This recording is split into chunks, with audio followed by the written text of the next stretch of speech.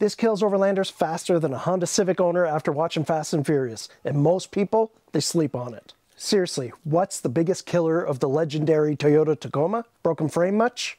Now, if you're looking to completely stop rust, you're gonna have to relocate somewhere warm. There is no escape, but not all hope is lost.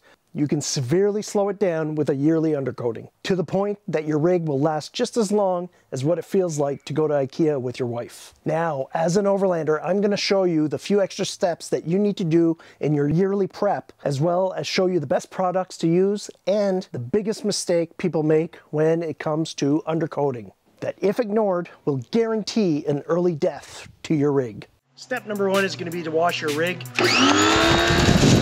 You're probably gonna want some of these ramps.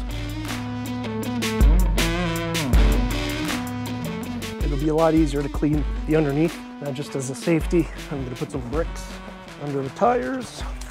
Mine's a manual, it's in gear too, so it's fine, it's not going anywhere. As an off-roader slash overlander, you're gonna be hitting a lot of things and scraping the bottom during the summer, so you want to put a nice fresh coat for the winter. We're going to clean any loose debris, any mud off of this stuff here. See, I'm scraping the edge of the frame there, skid plates. It's not too bad under there.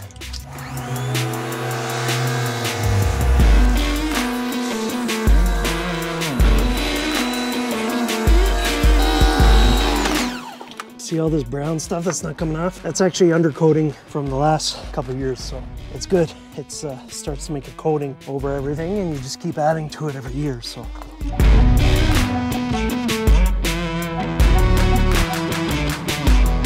You know what the funny part is? I forgot the brick when I went to back up, and look, I just drove over it and repositioned it all on its own.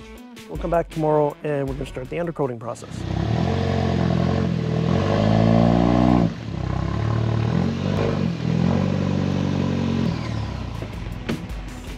Difference between undercoating an off-road vehicle is you're gonna have a bunch of skid plates underneath. If those are really covering everything up and you can't get to it, you're gonna have to go ahead and remove those. I can actually see around all the skid plates, so I'm not too worried about it. I'm not gonna take them off. I did go for a drive on the highway to really dry it out. I'm gonna use a leaf blower and blow whatever water's left to make sure that there's no water before we start.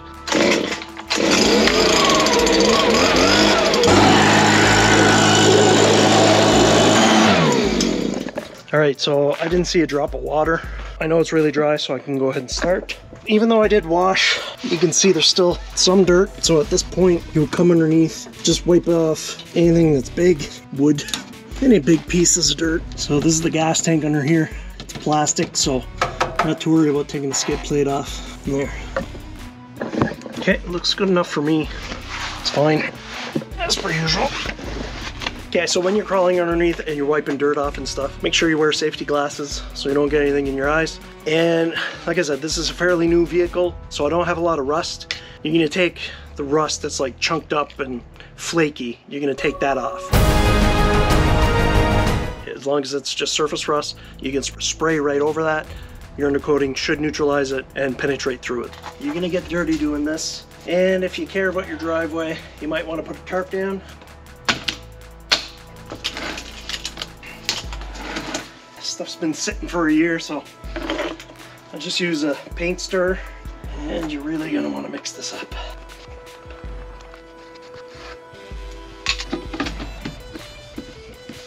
These guns, you get them on Amazon. I think I paid 50 bucks for this one. I'll leave a link in the description along with everything else I use. It comes with 2 attachments. This one here basically sprays in all directions, so you can lead it through any hole in your frame, door, whatever. And then this one here is a right angle sprayer, so you can kind of get into some certain holes or places you can't get to. Not bad.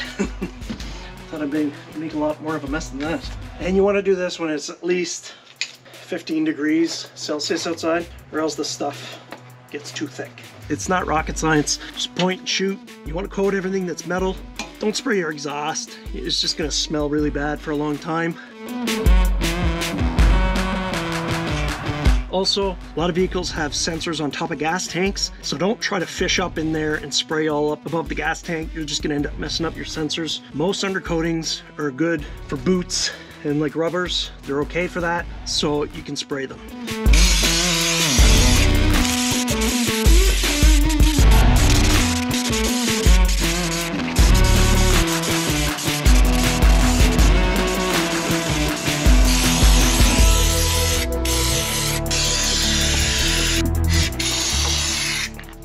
Okay, so I'm on my third bottle, pretty much done. The hole underneath, everything I can reach. So now I'm gonna put this 360 attachment, I guess. There, and that's it. You just put this on, you feed this through the frame, and it'll just coat the inside of everything. So just remember, don't spray on your brakes. Try not to spray too much on the top of your differential. Probably have a breather there. Try to not coat the exhaust. I pretty much just coated mine, so it's gonna stink for a few days, but just try to use common sense. I usually start in the front and work my way back. So I'll just feed this in as far as I can. And I just wiggle it around in there.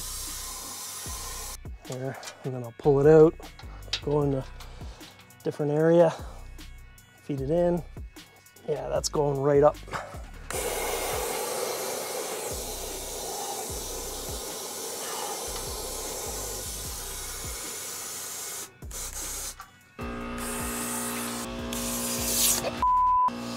And that's why you wear glasses, which, yes, I took mine off.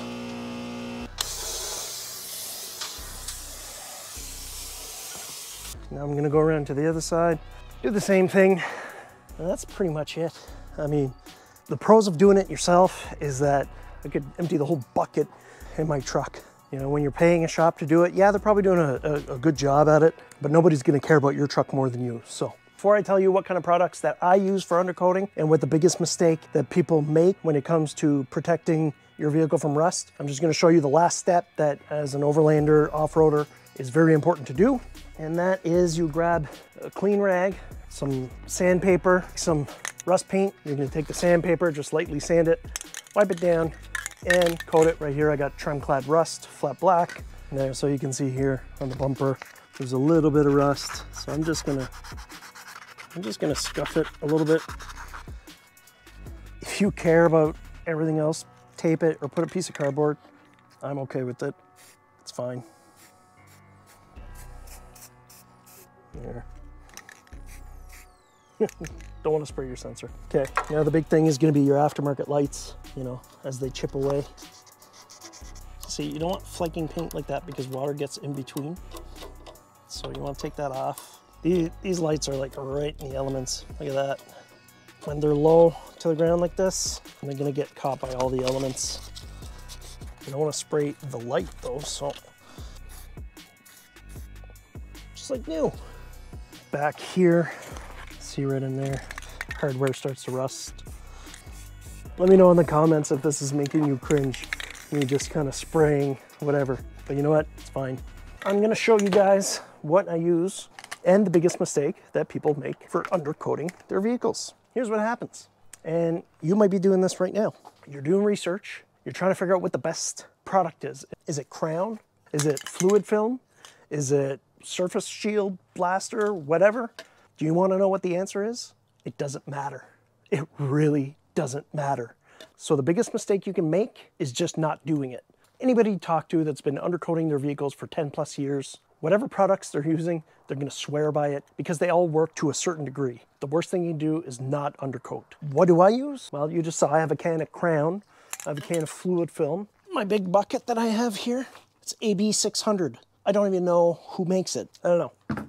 It's black. I think it's lanolin based. This stuff was on sale. It smells like bubble gum. I bought it. I'm using it. She's nice and coated now. So that's my tips for undercoating your overland vehicle. You don't want to kill your ride prematurely. If you want to know how to make those ramps, watch this video next.